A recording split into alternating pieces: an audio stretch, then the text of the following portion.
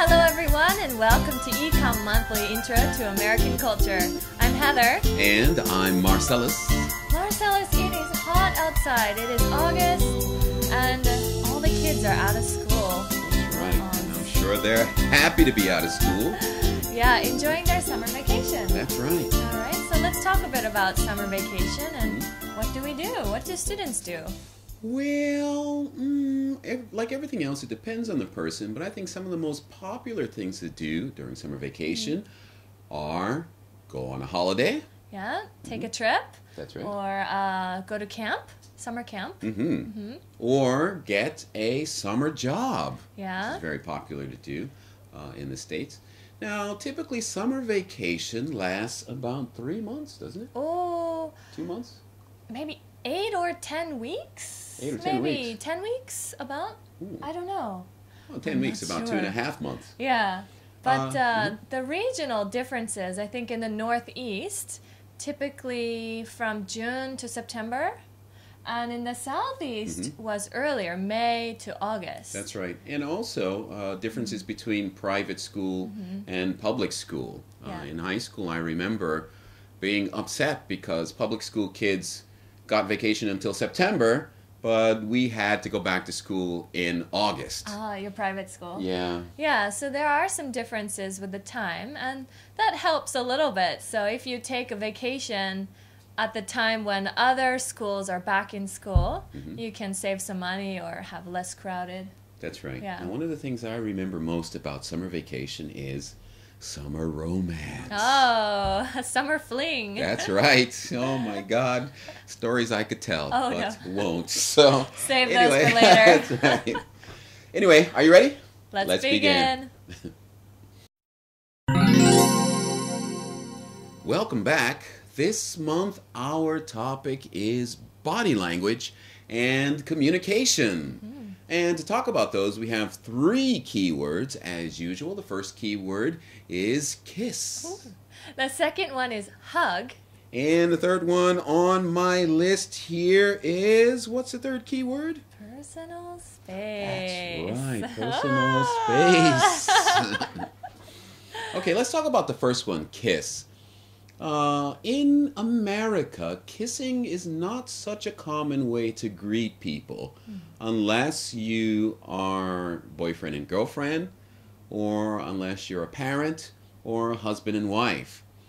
Typically, we don't kiss between friends, and I know that in Europe, in many countries, you do kiss someone. You kiss them on one cheek, or you kiss them on both cheeks. Yeah. But in the States, we do not do that. Yeah, but it's a very popular stereotype and conception that we have of Europeans, that all Europeans kiss each other on the cheeks.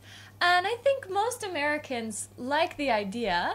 And if we meet a European, I think we're open to doing that. That's right. But just in our culture, between Americans, generally, we're not kissing each other on the cheeks. Right. Now, when you do meet an American and you try to kiss them, one of the things you're going to find out is they're going to be a little bit awkward at first because they won't know. Should I kiss that guy on both cheeks?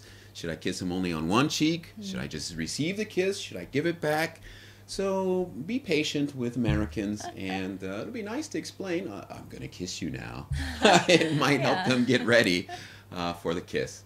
And that brings us to our next keyword, which is hug. All right, so we may be not used to kissing each other on the cheeks to greet each other, but hugging is very big in America. That's right. And the hugging is between, maybe not in the business world, but in the family and friends.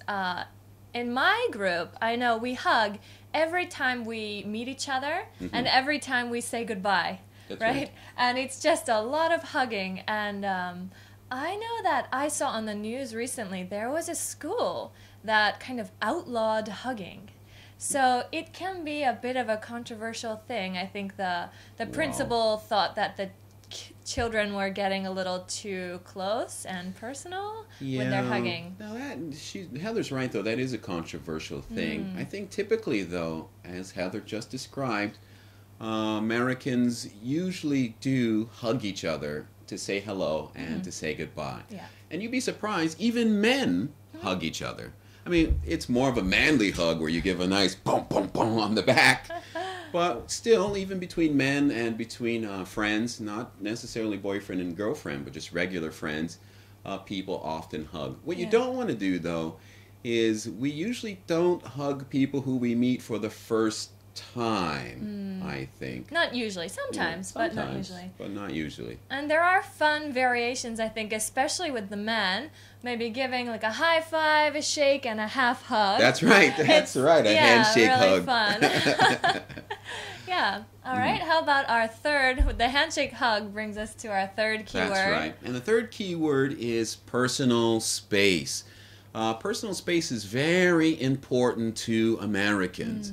While hugging someone is okay and kissing them is okay, when you speak to someone, you don't really want to be right up in their face like this talking to them. That's a taboo in America. Usually we like to have personal space.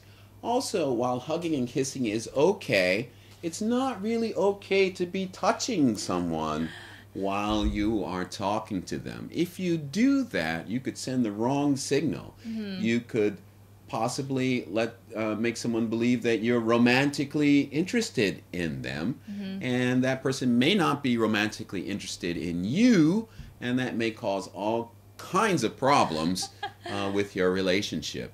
Or just in general, people don't like to be touched when you're talking to them. So personal space is very, very, very important in America. And keep that in mind too when you're riding the trains, when you're waiting in line for something. You don't want to be standing too close to someone.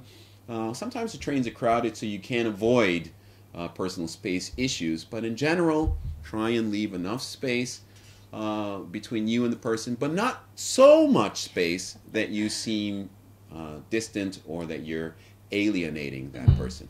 Yeah, if you're unsure, just kind of look at their body language and just do the same. That's right. All right, thanks for listening. Take care.